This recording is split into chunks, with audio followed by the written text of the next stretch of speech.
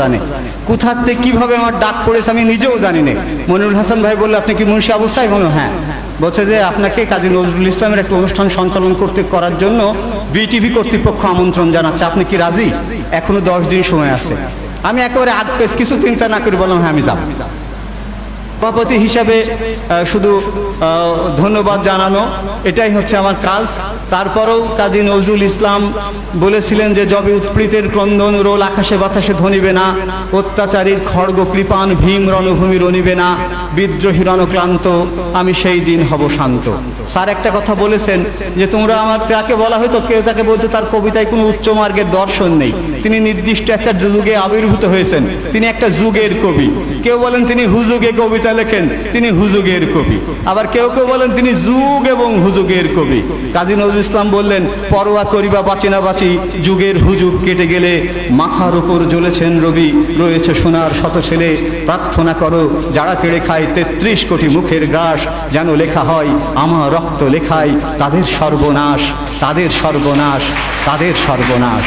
তাহলে যুগ হুজুগ যাই বলো না কেন মেনে নেবো, কিন্তু এক জায়গায় মানবো না। প্রাবন্ধিক একেবারে তার জীবনের ধারাবাহিকতা আলোচনা করতে গেলে কারাগার থেকে একেবারে শেষ প্রান্তে এসে যে প্রসঙ্গটা এনেছেন সেটা হচ্ছে সঙ্গীত জীবন। নজরুলের সঙ্গীত জীবন বাদ দিয়ে কোনোদিন সমৃদ্ধ প্রবন্ধ হতে পারে না। আর স্যার সেই কাজটা অত্যন্ত সার্থকতার সাথে করেছে।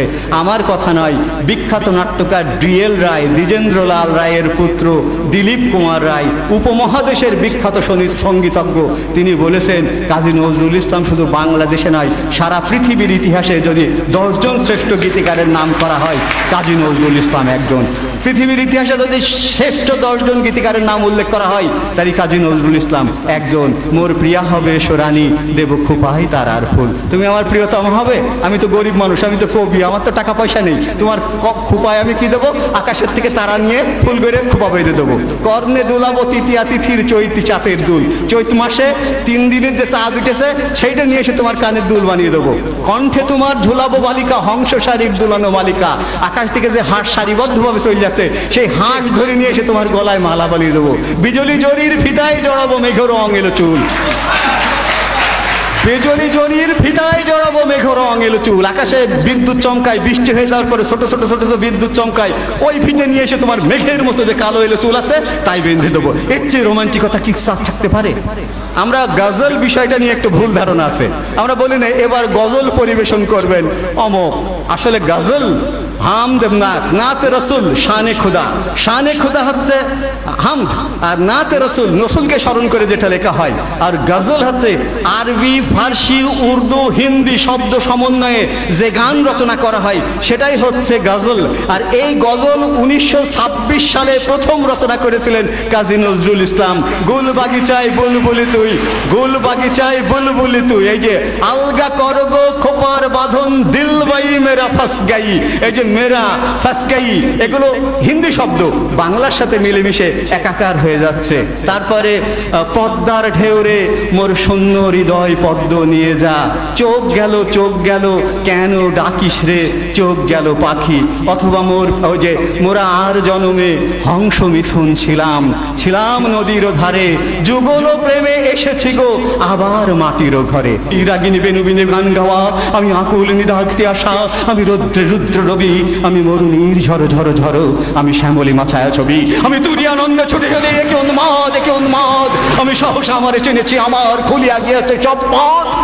কে বলেছে কাজী নজরুল ইসলামের কবিতায় দর্শন নেই? আমি সহসা আমারে চিনেছি, আমার খুলিয়া গিয়েছে সব বাদ। সক্রেটিস বললেন no thyself, I to die, you to live, what is better only God knows। Lalon Shah বললেন ও যার আপন খবর আপনার হয় না, একবার আপনারে চিনতে পারলে যাই আসেনারে সেনা।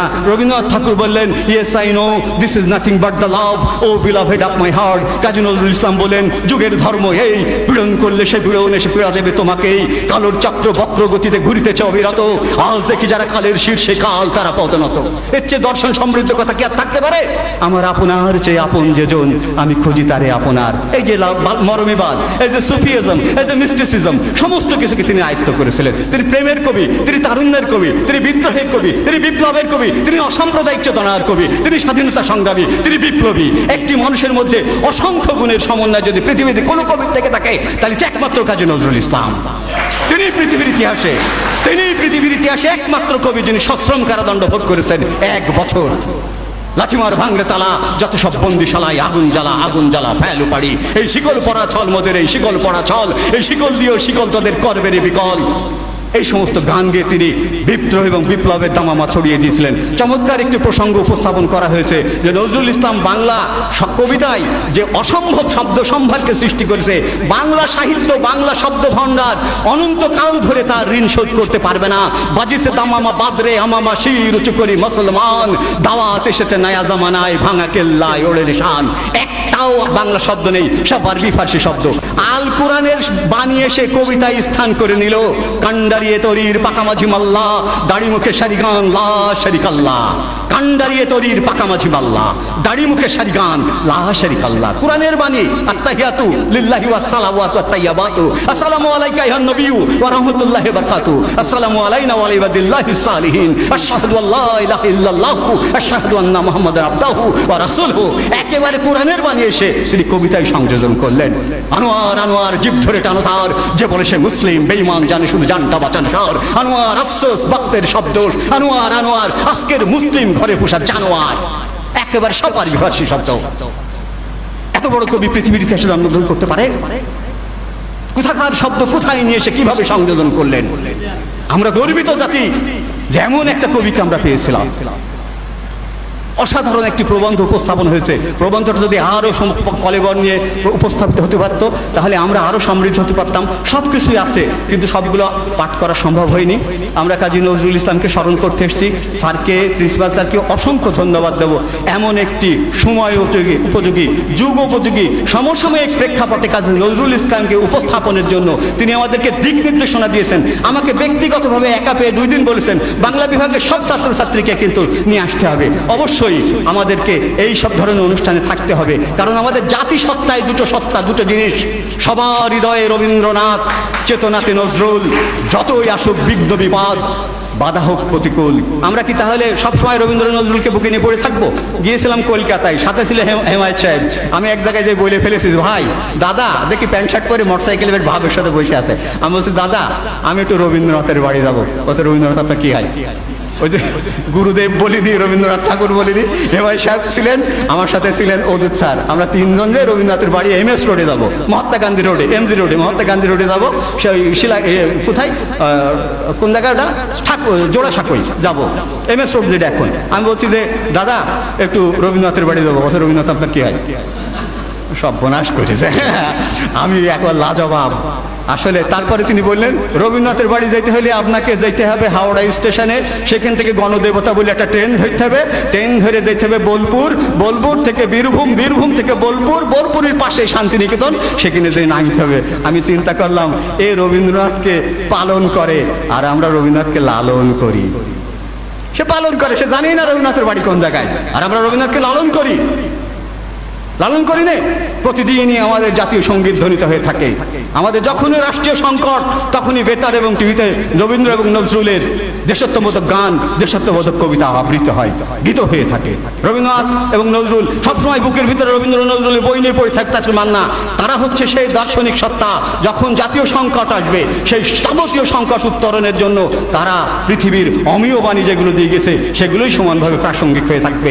এই প্রত্যাশা রেখে আমি আবারও প্রিন্সিপাল স্যারকে, প্রাবন্ধিক স্যারকে, আমাদের মাঝে কেতকী ম্যাডাম এসছেন, কলেজ পরিচালনা পরিষদের যারা রয়েছেন আমি তাদেরকে সম্বোধন করতে পারিনি, কল্যাণীয় শিক্ষার্থী, স্নেহাস্পদ শিক্ষার্থী, সুপ্রিয় সম্মানিত সহকর্মীবৃন্দ, আমি এতক্ষণ ধরে অনেক উদ্বিগ্নতার মধ্যে কথাগুলো বলতে পারলাম।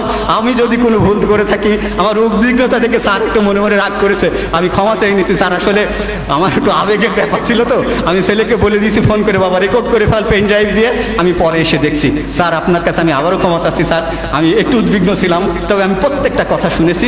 আমি বক্তব্য অনুষ্ঠান উপস্থাপন করতে যে A to Z প্রত্যেকটা বক্তার বক্তব্য শুনি, এবং আমি পরের দিন বলে দিতে পারবো এই কথা স্যার আপনি ওই দিন বলেছিলেন, এই কথা সেলুন জোয়ারদার স্যার ওই দিন বলেছিলেন। বলছে কি করে পারি সেগুলো? আমি স্যার আমি বক্তব্য গিলি, আমি বক্তব্য একেবারে গিলে ফেলি। আমি সব জায়গাতে শেখার চেষ্টা করি। বিশ্বজোড়া পাঠশালামোর সবার আমি ছাত্র। প্রিন্সিপাল স্যারকে অসংখ্য ধন্যবাদ, এমন একটি চমৎকার আয়োজন করে আমাদের জাতীয় কবির প্রাসঙ্গিকতাকে আজকে আবার নতুনভাবে নতুন প্রজন্মের কাছে জানিয়ে দেওয়া গেল। সবার প্রতি অভিনন্দন, শুভেচ্ছা, নজরুলীয় শুভেচ্ছা।